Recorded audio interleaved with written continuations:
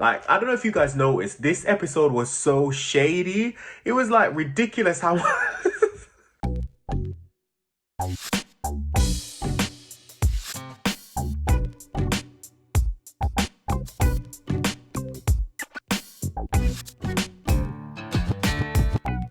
Hi guys, welcome back to my channel. Tonight I'm going to be discussing the second episode of House of the Dragon, The Rogue Prince. So let's get straight into it. So this episode we see starts, I think about 6 months later after the first episode. And we know that the end of the last episode, Damon was banished to the Vale. But we find out in this episode that he didn't actually go to the Vale. He decides to go to Dragonstone and occupy Dragonstone, and we also find out that the thousands of gold coat guards that he was in charge of were loyal to him, so they followed him. So now not only is he at Dragonstone, he's got a little army there with him as well. And you can see that Rhaenyra, even though she's found out that she is next in line, I think the novelty is a little bit wearing off for her. I think she's starting to really see that, yes, I'm the next in line now, but my father could marry. And I think this episode heavily focuses on the pressure that King Viserys was feeling from everyone, saying that, okay, your wife has died over 6 months now, you need to remarry, you need to remarry, you need to remarry.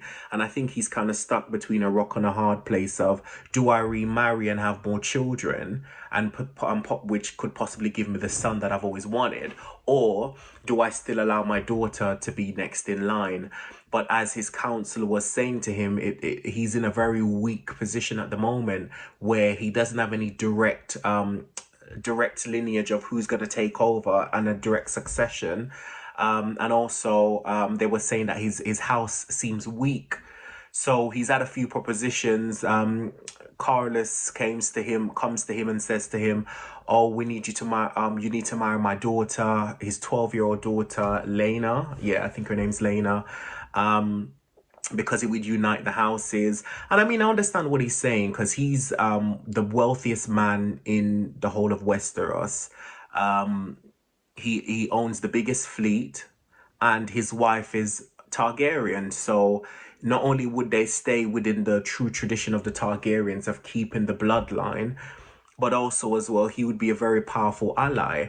But unfortunately, Viserys, despite hearing all of that, wasn't so keen on marrying his young daughter.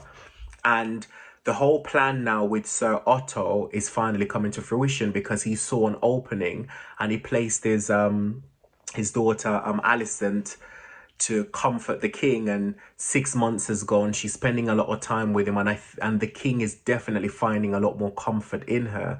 And it just really shows you how strategic Sir Otto really was in terms of doing that from the beginning. And we see later on in the episode, according to the story, that it plays out that King Viserys wanted to marry her. And it just shows you that Sir Otto is literally like Littlefinger. He's very, very calculated, and he knows exactly what he's doing in terms of doing that. Unfortunately, King Viserys' decision has come with consequence, because now Carlos has left the council and he seeked Daemon's help to kind of help him with the crab feeders, which he's been complaining to King Viserys about for a very, very long time. But you can see he's trying to build that relationship with Daemon. Going on to Daemon, it was so interesting how when Daemon not only took Dragonstone, but he also took a dragon's egg, stole the dragon egg, the one that was meant for Viserys' son when he was born, which just shows the level of disrespect that Viserys had, like, not Viserys, sorry, that Daemon had. Like, he literally didn't care. And the scene for me that stole this episode was the scene where Otto decided to go and confront Daemon to get the egg back. And as they're doing the confronting and they're speaking, and you see Daemon's dragon assembles behind him and gets ready, out of nowhere, you literally see Rhaenyra just swooping down on her dragon and coming out of nowhere, and she really, really stood up to Damon and was able to get the egg back without any form of conflict. And I think that scene was very pivotal in this episode, because what's that showing us? We're seeing signs that she really is a fighter. She's really fearless and she's meant to be queen. And I think she feels that she needs to prove that, because she doesn't fully believe that the crown is settled and that she's going to be the one that's in charge. And as you can see towards the end of the episode, now that her father's going to remarry, it's very unlikely that she's now going to be queen. But I love the fact that this episode, she really showed her true strength. And she really reminds me a lot of Daenerys, how people underestimate her because she's a woman. Like, her father basically told her, don't go, don't get involved. And she disobeyed him to prove a point. And you can see when she was able to get the egg and walk away, even Otto was really, really surprised and really shocked. His facial expression was kind of like, whoa, like, wow, she was able to do that. And it just shows you that. And I think you can see it throughout this show and through Game of Thrones, the misogyny that women are less than, or and that women aren't supposed to be queen and aren't supposed to be powerful and aren't supposed to speak up and aren't supposed to be independent and vocal and have power, or aspire to the same things as men. And I love that there's women like Daenerys, Cersei, and Lady Olenna, and even now seeing Rhaenyra, she's challenging that status quo, that no, even though I'm a woman, I can rule, I can be just as powerful. And interestingly enough, her dad actually reminds me a bit of Ned Stark. He's got that, Ned Stark always believed in peace. He's very moral in terms of he cares a lot about doing the right thing. And I think, unfortunately, that was Ned Stark's downfall. And I definitely think that's possibly going to be Viserys's downfall as well, for having that kind of mentality. Because now that he's chosen Elena to be his wife, that's going to cause Alicent, sorry, that's going to cause a lot of issues. And it's going to be interesting to see how it plays out.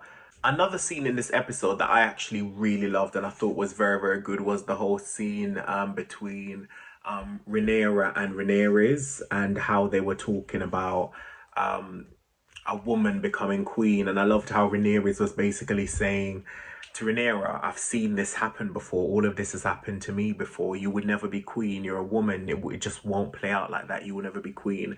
And Rhaenyra basically shaded her and said, you didn't get the throne because you're a woman. You didn't get the throne because you're you. The people didn't want you. They didn't choose you.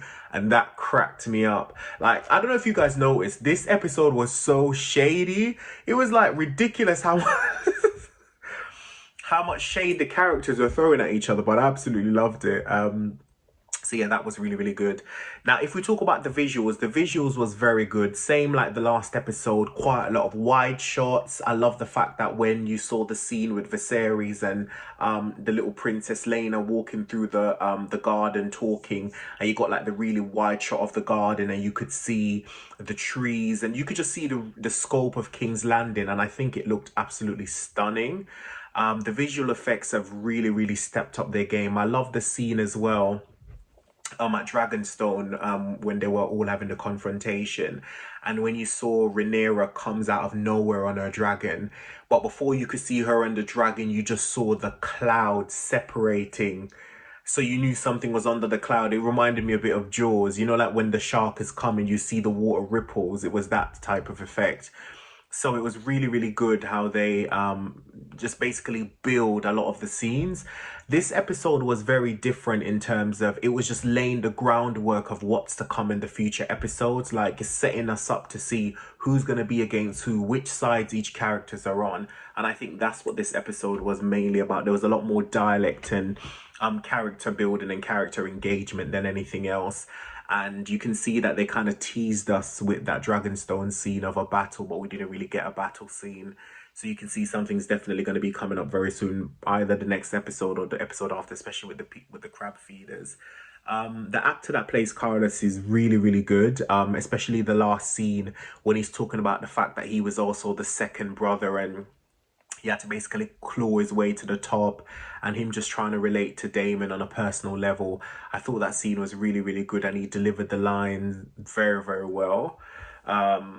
So yeah, overall, what would I rate this episode? I would rate this episode good. Yeah.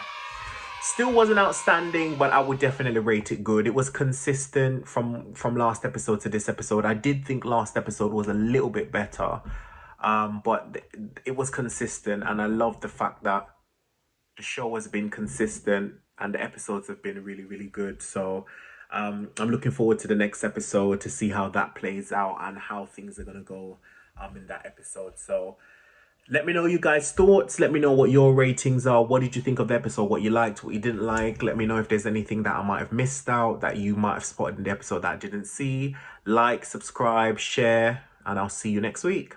Take care.